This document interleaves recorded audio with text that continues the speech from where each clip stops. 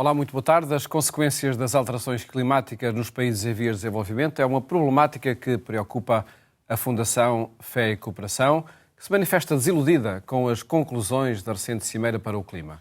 Um tema essencial para a ONG da Conferência Episcopal Portuguesa, que em cada Natal convida à oferta de presentes solidários. Que presentes são estes? É o que ficaremos a saber nos próximos minutos, neste programa, onde contamos com a presença de Ana Patrícia Fonseca, diretora executiva da Fundação Fé e Cooperação, e Gustavo Lopes Pereira, gestor de comunicação nesta fundação. Muito boa tarde, obrigado por estarem no programa Eclésia. Já lá vamos aos presentes solidários. Primeiro, essa preocupação com os resultados da Cimeira do Clima. Desilusão é a palavra, Ana Patrícia Fonseca? A Cimeira não correspondeu na totalidade àquilo que são as grandes expectativas para encontrarmos uma solução para o problema das alterações climáticas e, sobretudo, das consequências das alterações climáticas nos países em desenvolvimento. Esta era uma cimeira chamada a Cimeira das Finanças. Portanto, chegámos a esta cimeira já com o reconhecimento do problema. Há um problema que as nações reconhecem, que é o aquecimento global do planeta, que inviabiliza a vida tal como a conhecemos hoje. Portanto, há um reconhecimento do problema. Houve grandes avanços há quase há 10 anos, com o Acordo de Paris, na forma como se pode resolver este problema, e agora é necessário encontrar os mecanismos que operacionalizem as soluções que as nações já acordaram e que o Acordo de Paris encontrou. Mas isso reduz o problema a uma questão financeira? A questão financeira do problema é importante na medida em que as alterações climáticas ou as consequências das alterações climáticas exigem adaptações e uma transição energética. Porque grande parte das alterações climáticas ou do aquecimento global do planeta acontece por via das emissões de gases de efeito de estufa, e nós sabemos que 80% da energia que nós usamos ainda vem de combustíveis fósseis. E, portanto, se este é um problema, nós precisamos nos adaptar para ter outro tipo de energia, as chamadas energias limpas, energias renováveis. E é um problema sobretudo dos países em desenvolvimento. Sim, mas só para acabar, tem E este custo, a transição energética tem um custo de adaptação, claro. E por isso é preciso financiamento para adaptar. E depois tem um outro que é a consequência nos países em desenvolvimento, sobretudo, que são custos com perdas e danos. Ou seja, quando há um evento climático extremo, um ciclone, uma seca extrema, tem custos para a população, tem custos de vidas humanas, desde logo, e tem custos com perdas de infraestruturas, com os danos que o evento pode provocar e que provoca. Isso tem um custo para reparar, custa dinheiro. Se nós nos lembrarmos do que aconteceu há poucas semanas em Valência, a tragédia que aconteceu e que devastou aquela região de Espanha, nós facilmente percebemos para reconstruir aquela região exige financiamento, exige verbas. E o mesmo está a acontecer noutros locais do planeta, que não nos entram com a mesma facilidade pelas nossas casas adentro, porque não são eventos tão mediatizados. Lembramos, por exemplo, os ciclones em Moçambique. Exatamente, ou os eventos extremos na Ásia, onde há ilhas também do Pacífico, em que as populações estão a ser deslocadas e são deslocadas porque os sítios, os territórios em que habitam ficam submersos. E, portanto, aquilo que nós vimos e que reconhecemos com muita facilidade há poucas semanas em Valência acontece com muita regularidade noutros pontos do planeta, e sobretudo nos países mais pobres. Os países mais pobres são aqueles que menos contribuem. Nós sabemos que 10% da população mais rica produz metade das emissões globais. Sabemos também que os países mais pobres têm 15 vezes mais vítimas de fenómenos climáticos extremos. E, portanto, há um desequilíbrio entre países pobres e países ricos, com os países mais pobres a sofrerem os efeitos mais severos das alterações climáticas e os países mais ricos a emitirem e a contribuírem mais para o problema. Portanto, aquilo que se esperava desta COP é que houvesse aqui um equilíbrio e que os países mais ricos, os que contribuem mais para o problema, pudessem também financeiramente se responsabilizar, por um lado, pela transição energética que é necessária ocorrer e, por outro lado, com o fundo de compensação de perdas e danos que os fenómenos causam nos países em desenvolvimento. E, desse ponto de vista, apesar de se ter triplicado o valor que estava acordado desde o Acordo de Paris e que, na verdade, também só em 2022 ou 2023 foi cumprido, passou para 300 bilhões de Sim, passou de 100 mil milhões de dólares para 300 mil milhões. A verdade é que é insuficiente, apesar de triplicar, e, portanto, à partida foi um passo que se deu, e reconhecemos que foi dado esse passo, mas é um passo pequeno para a dimensão do problema e dos danos que o problema causa.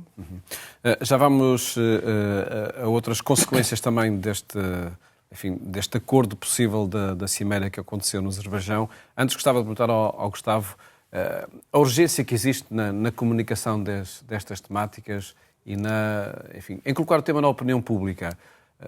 Pode-nos parecer um tema distante? É um tema, de facto, já do nosso cotidiano? Eu acho que começa a ser, na realidade. É um tema urgente e cada vez mais as pessoas têm consciência. Também, acho que num mundo hipermediatizado, como vivemos hoje, não é?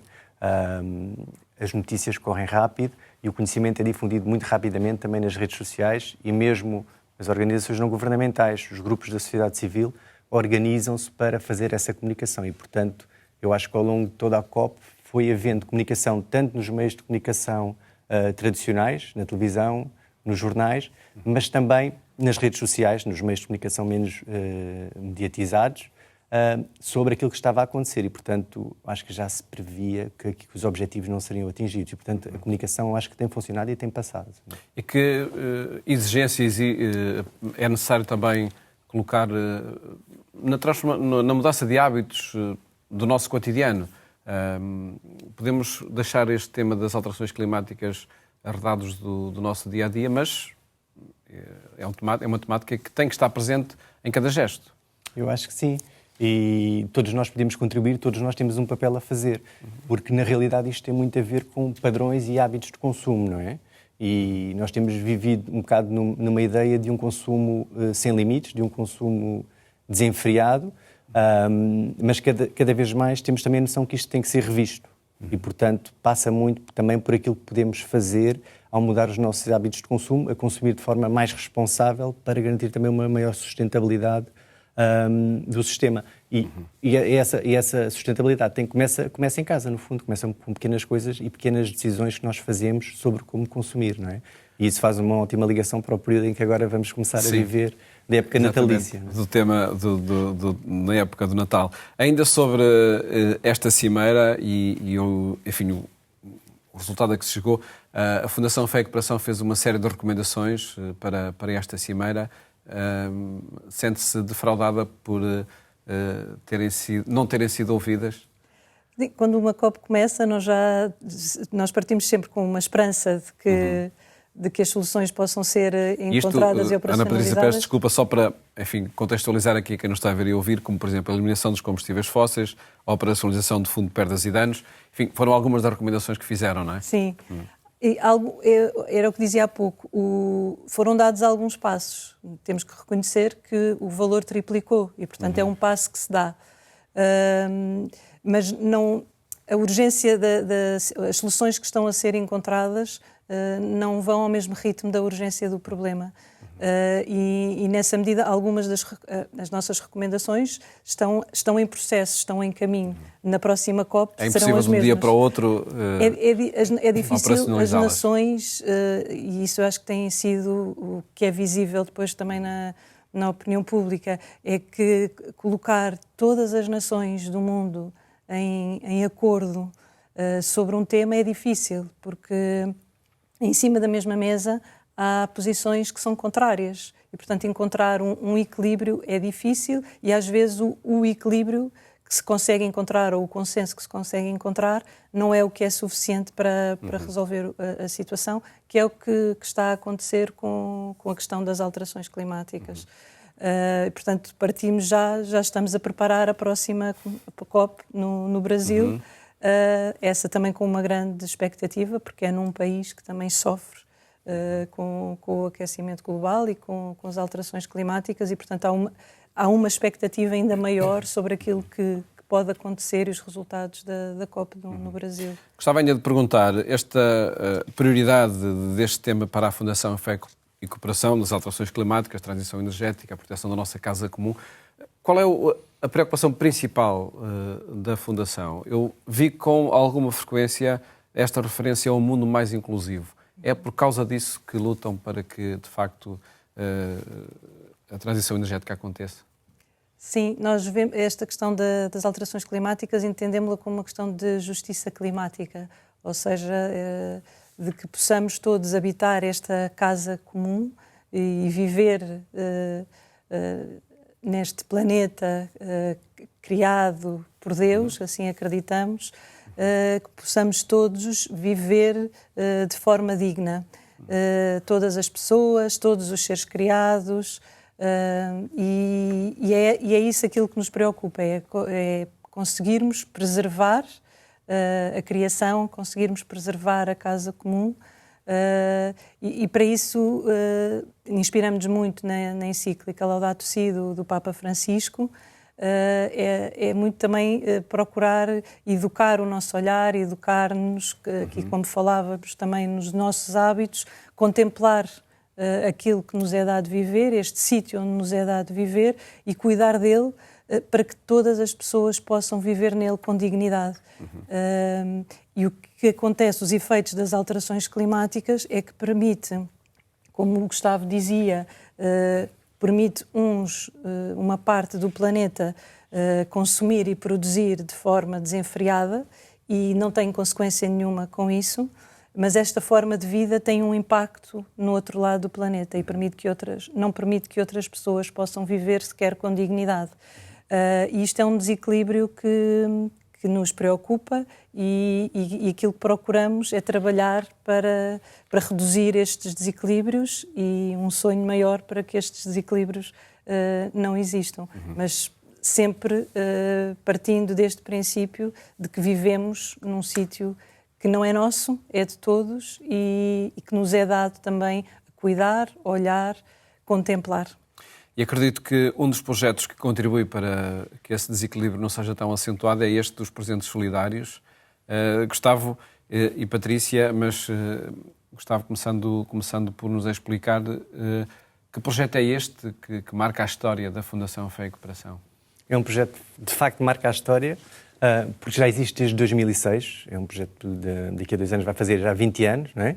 E, portanto, surgiu em 2006. Tem como lema, desde o início da campanha, dar a duplicar. E dar a duplicar porquê? Porque, no fundo, tem a ver com a forma como a campanha funciona. Nós, ao adquirirmos um presente solidário, estamos, na realidade, a dar 2 presentes. Um presente que é simbólico, que é um postal ilustrado. Um postal ilustrado, muito bonito. São ilustrações de autor. É Francisca Sampaio que faz as ilustrações dos postais deste ano. E, portanto, esse é um presente simbólico. Nós podemos oferecer a um familiar, podemos oferecer a um amigo, mas, ao mesmo tempo, ao adquirirmos um postal, estamos a adquirir um bem muito concreto que vai apoiar alguém numa comunidade vulnerável num dos países lusófonos. E, portanto, essa é a dinâmica da campanha e daí o lema que é dar a duplicar. Um dos presentes que temos este ano, por exemplo, custa 6 euros e por 6 euros nós estamos a oferecer uma semana de sessões de fisioterapia a crianças com necessidades educativas especiais em Maputo, em Moçambique. E, portanto, a ideia é criar uma onda de solidariedade para apoiar comunidades vulneráveis nos países lusófonos. Este ano também temos um mote específico, que é cuidar do futuro, alimentação, saúde e educação para todos. E este mote tem a ver muito com as necessidades que são identificadas pelos nossos parceiros. Nós trabalhamos com organizações locais que identificam as necessidades e que depois articulam connosco para desenvolvermos todo o catálogo de presentes que temos este ano. Eu, ao oferecer um destes postais, de facto estou a dar um presente de Natal a um amigo, a um familiar, mas de que forma é que depois é que o presente real, chamemos assim, ou o presente material, chega aos seus destinatários? Portanto, as pessoas contribuem, estão disponíveis 10 postais, não é? Temos valores entre os 6 e os 200 euros este ano, são 10 postais para 8 países e as pessoas podem adquiri-los através do nosso website. Temos uma loja online em presentessolidários.pt. Podem também ligar diretamente para a Fundação Fé e Cooperação para fazer a encomenda dos postais. E depois o dinheiro é transferido, a campanha decorre até dia 6 de janeiro, portanto não acaba logo a seguir ao Natal, decorre até dia 6 de janeiro.